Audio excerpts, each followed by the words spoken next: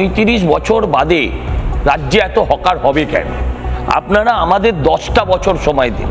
5টা বছরের জন্য দিয়েছেন, আরো 5টা বছর লাগবে।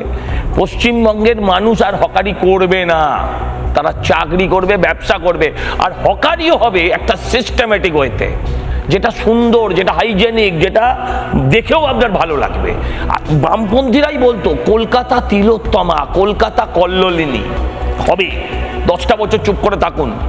আমি বলছি 35 বছর বাদে যারা হকার সৃষ্টি করেছে, এইভাবে যারা সানশাইন নামে হকার উচ্ছেদ করেছে, তারা আজকে বলছে ছাদ কেড়ে নিচ্ছে।